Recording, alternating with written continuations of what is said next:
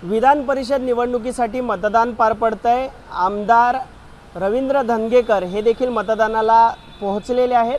रवी भाऊ, मतदान आज करणार आहात, काय वाटतं? 12 उमेदवार आणि 11 जागा येणार आहेत, कोणाचा पराभव आणि कोणाचा विजय काय वाटतं तुम्हाला मतदान करताना? याच्यामध्ये कालच आमची बैठक झाली। सन्माननीय उद्धव साहेब होते, सन्माननीय रमेश चेन्निया होते, बाळासाहेब थोरात होते, पृथ्वीराज चव्हाण होते, जयवंतराव पाटील होते आणि सगळी आम्ही एकत्र काल बैठक झाली आणि आमचे तिन्ही उमेदवार निवडून येतील हा पूर्णपणे मला विश्वास आहे।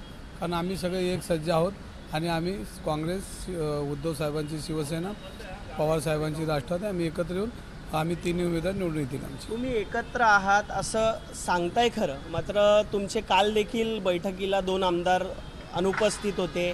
तुमचे 8 आमदार हे फुटलेले आहेत आणि फुटणार आहेत अशी विश्वसनीय सूत्रांनी माहिती दिलेली आहे।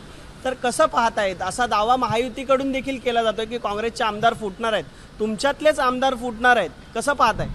आमचे कुठलेच आमदार फुटणार नाही आणि असं जर त्यांना विश्वास वाटत असेल आमच्या विरोधकांना तर पोलिसांनी त्यांची चौकशी केली पाहिजे। त्यांनी काय घोडेबाजार केला आहे का आणि काय गोष्टी त्यांनी जर त्यांच्यावर दबाव टाकला आहे का, या सगळ्या गोष्टीचा सारासार विचार करून जे आत्ता महाविकास आघाडीचे जे बोलतात त्यांच्यावर पोलिसांनी कारवाई केली पाहिजे। दुसरी एक मागणी अशी तुम्ही केलेली आहे की गणपत गायकवाड जे भाजपचे आमदार आहेत त्यांना मतदान करता येऊ नये आणि त्यांना करून देऊ नये यासाठी तुम्ही मागणी केलेली आहे। काय नक्की तुमची मागणी? मागच्या वेळेस जसे देशमुख साहेब होते आणि दुसरे आमचे एक आमदार होते मलिक साहेब, त्यांना ह्या बाजूने मतदान काढून दिलं नाही, ते तोच कॅटेगरी ठेवा, तोच नियम ठेवा आणि नियमानुसार हे चालवावं। जर हे चालवत नसेल तर मग यांच्यामध्ये ते हुकुमशाहीचं राजकारण करायचे चित्र स्पष्ट होईल आणि जर त्यांनी ते आता गुन्ह्यामध्ये आहेत आणि जेलला आहेत तर त्यांनी न आणता मतदान करून न द्यावं, हा महत्त्वाचा। आपण पाहतोय की सध्या निवडणुकीला मतदान सुरू आहे, मात्र कालपासून हॉटेल पॉलिटिक्स पाहायला मिळालं। अनेकांनी आपले आमदार हे हॉटेलला ठेवले, तुमची देखील हॉटेलमध्ये बैठक पार पडली। इतकी भीती आणि अविश्वास आपल्या आमदारांवर का असं वाटतं तुम्हाला? आमचे कुठलेही आमदार, तिन्ही पक्षाचे आमदार कुठल्या हॉटेलला नव्हते, जे ते आपल्या रूमवर होते। काल एक मीटिंग होती आणि मीटिंगला सगळे एकत्र होते।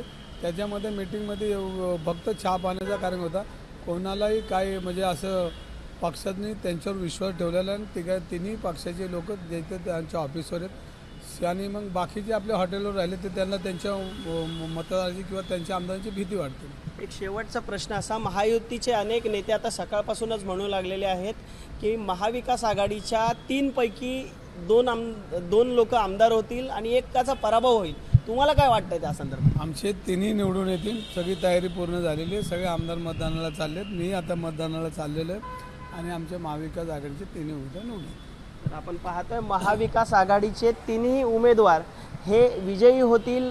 धंगेकर देखील आता मतदानाला चाललेले आहेत। त्यांनी देखील मागणी केली आहे की गणपत गायकवाड या आमदारांना मतदान करता येऊ नये।